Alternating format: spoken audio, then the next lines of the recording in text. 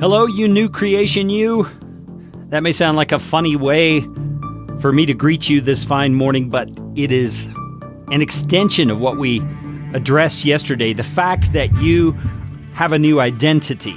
And I want to get right into it this morning. We looked at John chapter 3, where Jesus said to a guy named Nicodemus, "You must be born again." And what he was trying to communicate to Nicodemus, which Nicodemus didn't get, and which I think we don't get as significantly as we should, is that birth determines your identity. Birth does. And the example I gave you was a dog is not a dog because it barks. A dog is a dog because it was born a dog. Makes sense? Now, you were born a human, and that's what makes you human.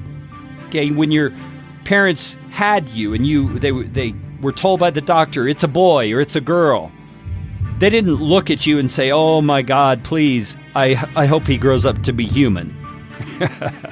I mean, they knew you were human because you were born a human. That was your identity. And so when Jesus says to Nicodemus, and when he says to you and me, you must be born again, literally in the Greek it means you must be born from above. He's saying you need something to happen in you that gives you a new identity.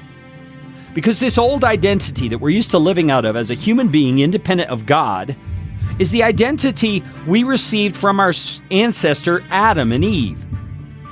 It's been passed down through generations, and it's not that being human is a bad thing. God's the one who made us human. But through Adam and Eve, we received a spiritual DNA, if you want to call it that. It's not really physical DNA, but we received a spiritual characteristic of sinfulness, of fallenness. And it's that sinfulness, that sinful identity that keeps us away from God, that causes us to be condemned to an eternity in hell, apart from God. It's because God is holy and he cannot stomach us in his presence, so to speak. His holiness won't allow it. And so Jesus is telling Nicodemus, and he's telling us, you need your problem fixed. And the only way you can have your problem fixed is to be born not on the earth this time, but from above. And that birth is going to determine a new identity for you. That birth. And so here's where I'm going with this. If you have placed your faith in Jesus Christ, you have a new identity. You really do. But it's a spiritual identity. It's a different kind of identity. And please don't hear the word spiritual identity and think, oh, therefore it's just a wishful thinking sort of a thing and it really isn't very practical. That is the complete opposite of the truth. Because spiritual realities are actually more real than physical realities. Think of it in this way. When you jettison your body and leave planet Earth for the final time at your death, you are going to live all of eternity as a spiritual being. And it's going to be more real, it's going to be more technicolor, it's going to be more surround sound, 3D, whatever you want to think of, than anything you have experienced on this planet so far.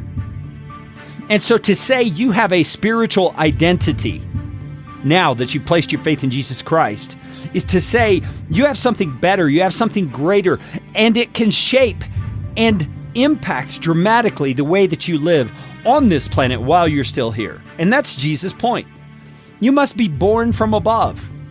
And that new identity is what we need to learn how to embrace. And the New Testament is filled with the testimony of what it means for us that we have a new identity. One of the passages that comes to my mind so easily on this topic is the one from Corinthians where it says, you are a new creation. If any man is in Christ, he is a new creation. The old is gone. The new has come.